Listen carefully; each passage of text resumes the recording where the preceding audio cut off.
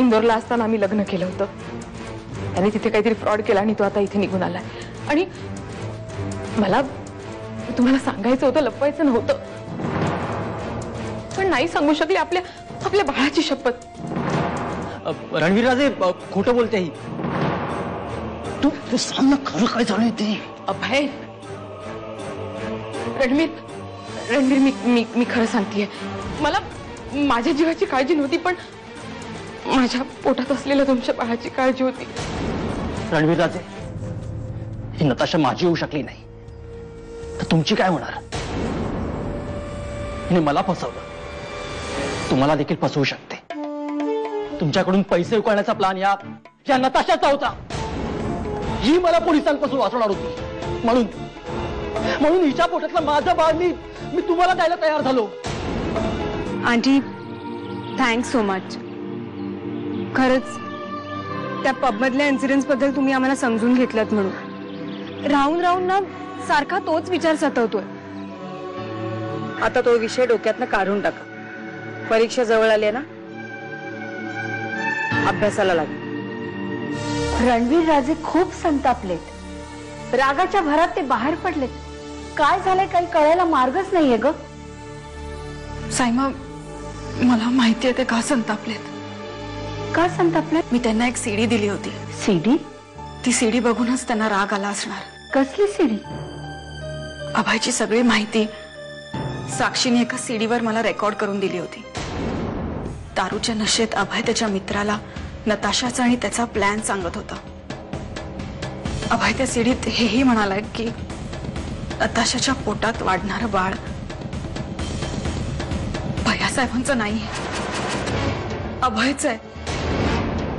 राजे शिर्केच्या घराला वारस हवा होता हे नताशाला माहित होतं. आणि म्हणूनच तिने भैयासाहेबांची जवळीक साधण्याचा प्रयत्न केला. त्यांचं मन जिंकलं आणि त्यांना पटवून दिलं की फक्त तीच त्यांना बाळ देऊ शकते. आणि त्या बदल्यात तिने भैयासाहेबांकडून कोऱ्या कागदावर सह्या घेतल्या. म्हणजे त्या दोघांनी हा प्लॅन आधीच केलेला होता.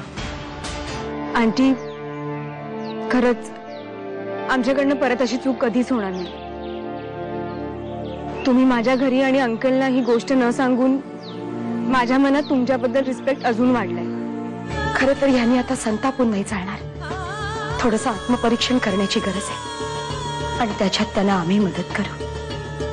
थँक्स देव, तुझे हे उपकार मी कधी विसरणार नाही. सायमा, नताशाचं हे कारस्थान जर जगासमोर आलं नसतं तर आपल्या हातून फार मोठी चूक झाली असती. म्हणून म्हणतो आम्ही, होऊ देत यांना त्रास,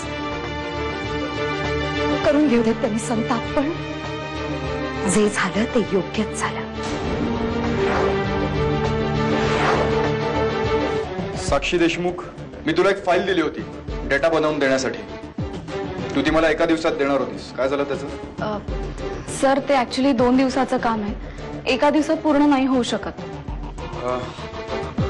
ठीक आहे, 2 दिवस घे, 4 दिवस घे, पण ते रेकॉर्ड्स मला हेड ऑफिसला पाठवायचे आहेत हे लक्षात ठेव. सर, पण ते काम आता शक्य नाही, कारण उद्या आपल्याला मिशनवर जावं लागेल. तर आपण उद्या मिशनवर नाही जातो. ज्या नताशावर त्यांचा एवढा विश्वास होता तिनेच त्यांच्या विश्वासाला तडा दिला. ही गोष्ट ते सहन करू शकले नसतील. हे सत्य पचवणं खूप अवघड आहे त्यांच्यासाठी, पण तरी सुद्धा त्यांना ते पचवावंच लागेल. तू काळजी करू नकोस, अजून काही दिवसांनी हे सगळं शांत होऊन जाईल. सायमांनी हे सत्य पचवलंय असं मला वाटतं. मला म्हणाल्या त्या, तू वेळीच परिस्थितीचं गांभीर्य ओळखलंस म्हणूनच पुढे घडणाऱ्या बऱ्याच गोष्टी टळल्या आणि त्या माझ्यावर चिडल्या नाहीत. हे विशेष. चला, चांगलं आहे देवयानी. या घरातलं तुझं अस्तित्व साईमांनी मान्य केलं. या घरात तूही कोणीतरी आहेस. या घरासाठी तूही खूप काही करतेस ही गोष्टही त्यांना जाणवली असेल. चला, म्हणजे तुझी प्रगती आहे. आज तुझं या घरातलं अस्तित्व त्याने स्वीकारलं. अजून काही दिवसांनी राजे शिर्केंची सून म्हणूनही तुला ते स्वीकारतील.